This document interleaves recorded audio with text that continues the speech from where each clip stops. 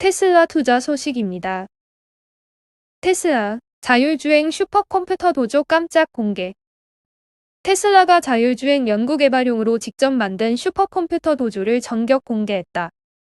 전기차 전문 매체 일렉트렉은 20일 열린 자율주행 관련 기술 워크숍에 테슬라 임원이 참석해 테슬라의 자율주행 개발 상황을 설명하며 슈퍼컴퓨터 도조의 모습과 세부 사항을 소개했다. 슈퍼컴퓨터 도조의 존재는 지난 2020년 일론 머스크 테슬라 최고 경영자의 입을 통해 여러 차례 언급됐지만 구체적인 모습이 공개된 것은 이번이 처음이다. 테슬라의 인공지능 및 자율주행 연구개발 책임자인 안드레아 카르파티 이사는 자체 개발 중인 슈퍼컴퓨터가 현재 개발 막바지에 이르렀으며 이는 곧 출시될 테슬라의 새로운 슈퍼컴퓨터 도조의 전신이 될 것이라고 밝혔다. 슈퍼컴퓨터 도조는 테슬라의 자율주행 인공지능을 구동하는 신경망 학습에 사용되고 있다. 전 세계 100만 대 이상의 테슬라 전기차로부터 수집한 막대한 양의 도로교통 데이터를 신경망 처리를 통해 분석, 자율주행 완성도를 높이는 것이 목적이다. 슈퍼컴퓨터 도조는 초당 100경번 연산이 가능한 엑사플롭스급 성능을 갖추고 있으며 전 세계 가장 강력한 슈퍼컴퓨터 5대 중 하나로 알려졌다. 안드레아 카르파티 이사는 슈퍼컴퓨터 도조는 총 5,760개의 그래픽 프로세서와 10페타바이트 용량의 스토리지를 연결해 구성되며 최대 1.8엑사플롭스의 성능을 발휘한다면서 지난 몇 년 동안 도조를 완성하기 위해 작업해왔으며 올해 연말까지 완성할 수 있을 것으로 내다봤다. 또한 도조 외 또 다른 슈퍼컴퓨터의 존재에 대해서도 언급했다. 신경망 분석 외 이미지 분석 및 패턴 인식 등 이미지 프로세싱 전용 슈퍼컴퓨터로 테슬라는 총 3대의 슈퍼컴퓨터를 개발하고 있다고 설명했다. 안드레아 카르파티 이사는 한 번에 처리해 1.6페타바이트라는 어마어마한 용량의 데이터 세트를 이들 슈퍼컴퓨터가 담당하고 있다. 지금까지 많은 투자와 연구개발을 통해 거의 완성 단계에 있다고 말했다. 아울러 이렇게 개발된 테슬라의 자율주행 기능을 테슬라 자체가 아닌 다른 회사에서도 사용할 수 있도록 개방하는 방안도 계획하고 있다고 밝혔다.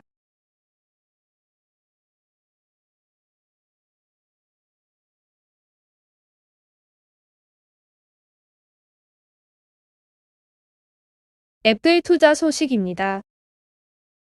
애플 9월 8일 아이폰 신제품 공개. 오는 9월 출시 예정인 애플의 신형 아이폰 이름이 아이폰 13이 아닐 수 있다는 전망이 제기된다. 순서대로라면 작년에 출시한 아이폰 12A는 아이폰 13이 맞지만 13이 사야해서 불길한 징조로 여겨지는 만큼 애플이 해당 숫자를 건너뛸 수 있다는 추측이 나오면서다. 21일 시넷 등 외신에 따르면 애플은 아이폰 12의 후속 모델인 신형 아이폰을 오는 9월 선보일 예정이다. 시넷은 애플이 새 아이폰을 9월 8일 발표하고 같은 달 17일 출시할 것이라며 구체적인 날짜까지 특정했다. 이와 함께 시넷은 아이폰 13의 제품명이 바뀔 수 있다는 전망도 덧붙였다. 시넷이 예상한 차기 아이폰 신제품의 대체 이름은 아이폰 12S다. 시넷은 애플은 13을 건너뛰고 다른 제품명을 사용할 수 있다며 서구권에서 미신적 이유로 엘리베이터 버튼의 13층을 생략하는 경향이 있다고 평했다. 한국에도 잘 알려진 13일의 금요일이 부정적인 의미인 것과도 일맥상통하는 얘기다. 애플이 아이폰 시리즈에서 숫자를 건너뛰는 경우는 있었다. 애플은 2017년 아이폰 9을 건너뛴 뒤 아이폰 10로 넘어갔다. 해당 연도가 아이폰이 10주년을 맞는 해였기 때문이다. 애플은 아이폰 10주년 기념을 위한 상징성 때문에 9를 포기했던 것이다. 아이폰 13의 디자인은 전작인 아이폰 12와 크게 다르지 않을 것이라는 전망이다. 종류는 전작처럼 아이폰 13 미니, 아이폰 13, 아이폰 13 프로, 아이폰 13 프로 맥스 4가지 모델이 될 것으로 보인다. 색상은 핑크, 오렌지 같은 밝은 파스텔 계열이 추가될 것이라는 예상이 나온다. 이와 함께 아이폰 7에서 인기를 끌었던 매트 블랙 색상이 적용될 것이라는 전망도 있다.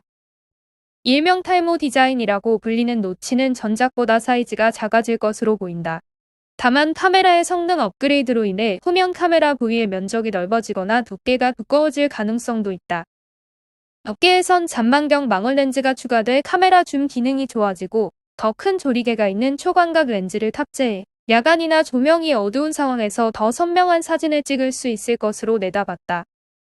조리개가 클수록 더 많은 빛이 센서에 닿기 때문에 야간이나 조명이 어두운 상황에서 더 좋은 사진을 찍을 수 있다. 또한 아이폰 13 전 모델에 센서 시프트 오즈 기능이 탑재될 것이라는 주장도 나왔다.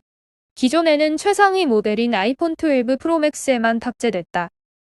아이폰 13 출고과는 전작과 비슷하거나 소폭 인하될 가능성이 있다.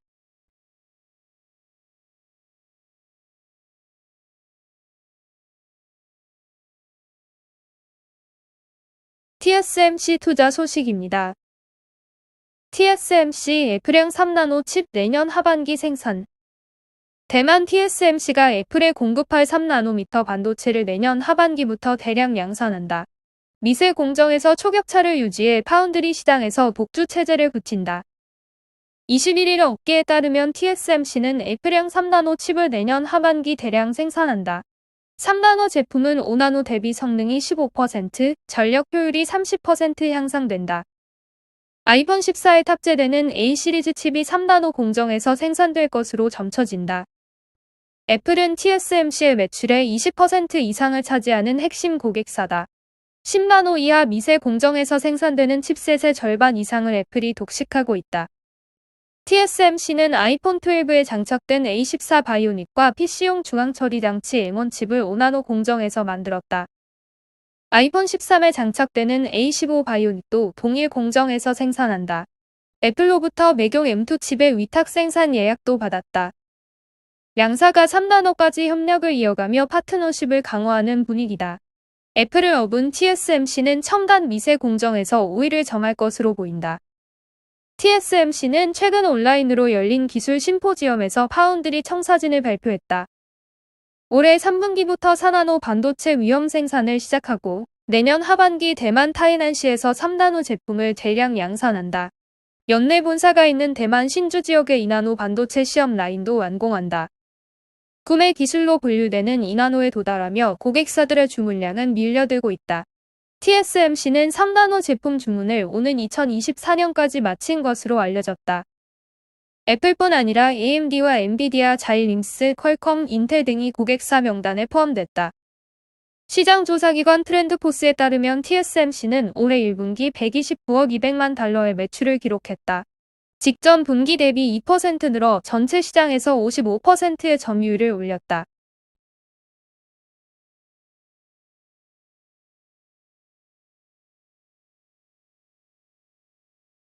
나녹스 투자 소식입니다. SKT가 2대 주주인 나녹스, 디지털 엑스레이 부품 국내 생산.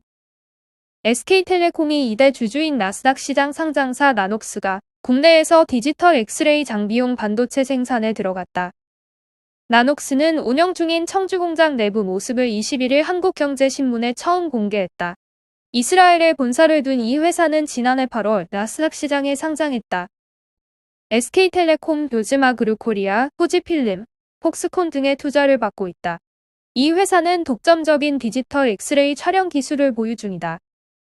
기존 엑스레이 장비는 촬영을 위해서 빛을 내는 튜브를 가열하는 절차가 필요하다. 이 때문에 튜브 과열을 막기 위한 냉각 장비가 필요하고 연속 촬영에 한계가 있다. 나녹스는 미세전자기 시스템 반도체를 이용해 카메라 플래시처럼 짧은 순간에 내는 빛으로도 엑스레이 촬영이 가능하도록 했다. 별도 냉각 과정이 필요 없어 장비를 들고 다닐 정도로 소형화할 수 있다. 이 회사가 개발한 나녹스 아크는 튜브를 고리 모양으로 나란히 배치해 컴퓨터 단층 촬영 영상처럼 3차원으로 된 엑스레이 사진을 찍을 수 있도록 한 장비다. 기존 CT 영상 촬영 대비 최대 10분의 1까지 비용을 낮출 수 있다는 게 회사 측 설명이다. 나녹스는 한국의 엑스레이 장비의 핵심 부품인 램즈 반도체 칩과 튜브 생산 기지로 낙점했다. 올 초 경기 용인 반도체 클러스터에 매입한 12,000제곱미터 규모 부지에 짓고 있는 부품 공장은 올 9월 완공이 목표다. 청주에 있는 임시M EMS 생산시설은 이 공장이 완공되면 모두 이전할 예정이다. 청주 공장은 월 1000여 개의 MEMS 칩 생산 능력을 갖추고 있다. 이달 초 해당 칩의 웨이퍼에 미세로를 새겨 넣는 선공정 작업에 들어갔다. 용인 공장에선 이 반도체 칩 생산 능력을 연 22만 개 수준까지 끌어올릴 계획이다. 나녹스 아크를 5만 개가량 생산할 수 있는 물량이다. 반도체 생산을 위한 클린룸 규모도 청주 공장 대비 3배 이상으로 확충한다. 나녹스는 지난 4월 골절 촬영 등에 이용되는 싱글소스 디지털 엑스레이 기술에 대해 미국 식품의약국의 허가를 받았다. CT 형태로 사용 가능한 멀티소스 기술도 FDA 허가를 신청할 예정이다. 회사 관계자는 내년 초도 물량으로 디지털 엑스레이 장비 1000대를 생산하는 게 목표라며 의료용뿐만 아니라 출입국 검역, 품질 검사 등에 사용할 수 있는 장비에도 디지털 엑스레이 기술을 적용하겠다고 말했다.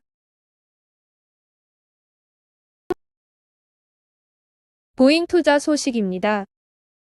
보잉 737 맥스 시 첫 비행 완료. 보잉 최신형 여객기인 737 맥스 12 18일 시애틀 인근 보잉 필드에 착륙하면서 첫 비행을 마쳤다. 맥스 10은 2023년에는 승객을 싣고 운항한다는 목표 아래 이번 워싱턴주 상공에서 이번 2.5시간의 비행으로 인증 절차가 시작되었음을 알렸다. 737의 수석 파일럿인 제니퍼 핸더슨 기장은 성명서를 통해 맥스 10의 시스템과 조종 장치, 조종 능력을 비롯하여 점검했던 모든 사항들이 우리가 기대했던 대로라며 맥스 10의 성능이 훌륭했다고 전했다. 에어버스의 A32125와 경쟁하기 위해 제작된 맥스 10은 737 맥스에서 네 번째 기종이자 최대 크기를 자랑한다. 다른 맥스 버전과 마찬가지로 맥스 10 역시 넓은 객실 공간, 조용한 엔진, 더 나은 연비를 제공한다. 보잉 737 맥스는 2018년과 2019년 총 346명의 사망자를 낸 두 차례의 이딴 추락 사고로 전 세계적으로 운항이 금지됐었다. 이후 8개월 만인 2019년 11월 보잉은 렌튼 공장에서 맥스 10을 처음 공개했다. 이어서 미국 연방항공청과 보잉 737 맥스 운항 금지를 지난 11월에 해제하였고 지난 추락 사고의 원인으로 지목된 MCAS 비행 통제 시스템 역시 업데이트되었지만 맥스 10기종의 모든 항공기는 의무적으로 수리를 받아야 한다. 이번 비행은 보잉사가 맥스 기종에 대한 국민의 신뢰를 회복하고 2016년 FAA가 첫 맥스 기종을 승인한 방식에 대한 비판을 극복하기 위해 노력하는 가운데 이뤄졌다. 보잉 737 맥스 운항 금지 기간 동안 항공사들이 해당 항공기 주문을 취소하기도 했지만 현재 매출이 반등하고 있고 보잉사 역시 남아있는 항공기 재고에 대해 소유주를 찾고 있다. 보잉 737은 1968년 처음으로 상업 운항을 시작한 이래 전 세계 수백 개의 항공사에 1만 500대 이상을 판매하며 현재까지 역사상 가장 많이 팔린 상용 항공기라는 기록을 보유하고 있다. 그리고 맥스 10에 대해서도 유나이티드 항공, 코파 항공, 버진 오스트레일리아와 같은 항공사로부터 약 500대의 주문을 받은 상태다.